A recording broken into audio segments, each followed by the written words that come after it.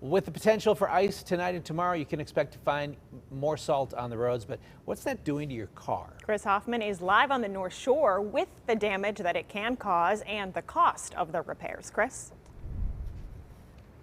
Ken and Megan, now it's great that the salt was on the roads last week. You actually still see some of it, and it might be great to have it on the roads again with that potential freezing rain in some spots. But here's what it does to the top of your car. You can already see some of the residue on there. But the big issue is, what is all that salt doing to what's underneath? Well, we finally made it past a week of cold and wintry weather. Now we may pay the price with the salt still lingering on the roads. You can see the residue all over cars. That's underneath, that's the problem. This is the bottom of your rocker panel. Typically, when the salt gets up in there, that's how you see all the rusted outer panels on vehicles. Harrison Purdy with Caliber Collision says cars with damage from salt come in every day.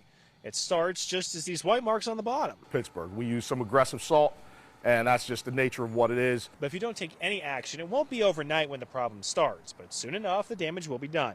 The salt will rust out parts, or if it's rubber like an O-ring, it will dry rot. Repairs can be anywhere from a few $100s to more than $1,000. A year's time, if you're not, proactive in doing it, it'll start to eat away. Now, Purdy says you can try to wash the salt and grime off yourself, but it may be simpler to spend a little extra and go through an automatic car wash to do that. You can always jack your vehicle up and spray it, but to really get it off, it's just easier to go to your local car wash. So when is the right time to do all this? Purdy recommends waiting until it's dry out. If it's raining or still wet, all that salt will kick right back up and start the cycle all over again. As soon as the road's dry. Once the road's dry, that's the best time to do it.